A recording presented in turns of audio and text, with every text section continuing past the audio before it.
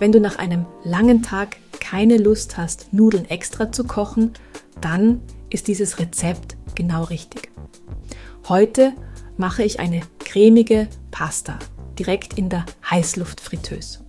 Ohne Vorkochen, mit Käse, Pilzen, Tomaten und einer richtig leckeren cremigen Soße.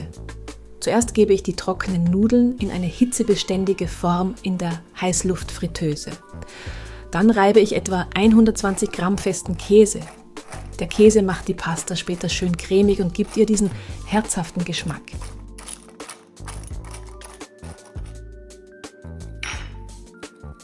Jetzt würze ich alles mit Salz, schwarzem Pfeffer und getrockneten Kräutern. Ich nehme gerne italienische Kräuter, aber du kannst auch Oregano, Basilikum oder Kräuter der Provence verwenden. Dann gebe ich noch etwas Olivenöl dazu. Das gibt Geschmack und hilft, dass die Nudeln beim Backen nicht trocken werden. Jetzt kommt die Flüssigkeit dazu. Ich gebe ein Glas Milch und ein Glas Sahne hinein. Die Sahne sollte mindestens 15% Fett haben, damit die Soße schön cremig wird. Jetzt mische ich alles sehr gut durch. Wichtig ist, die Nudeln sollen möglichst gut mit der Flüssigkeit bedeckt sein. Wenn deine Form größer ist oder die Nudeln noch sehr trocken aussehen, gib lieber noch einen kleinen Schluck Milch dazu.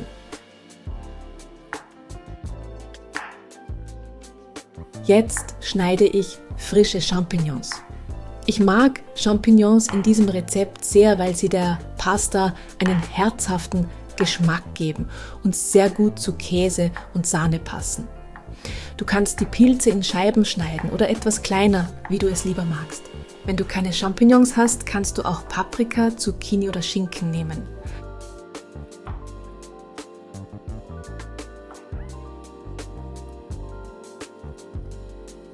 Die geschnittenen Champignons gebe ich jetzt direkt zu den Nudeln in die Form. Dann mische ich alles noch einmal gut durch. Die Pilze geben beim Backen zusätzlich etwas Saft ab und dadurch wird die Pasta noch aromatischer.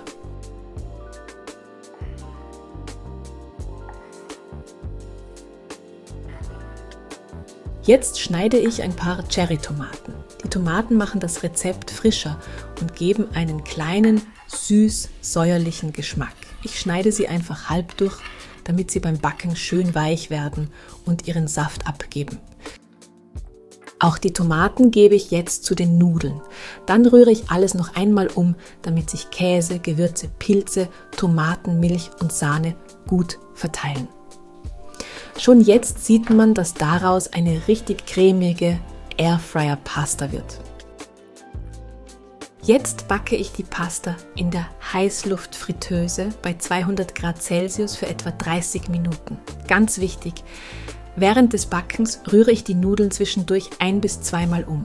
So garen sie gleichmäßig und die Soße verteilt sich besser.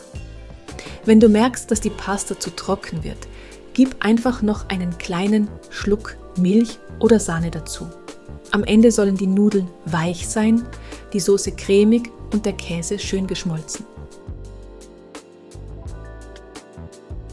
Das ist perfekt, wenn du schnell ein warmes Abendessen machen möchtest und keine Lust auf viel Abwasch hast. Schreib mir gern in die Kommentare, würdest du diese Pasta lieber mit Pilzen, Hähnchen oder extra Käse machen?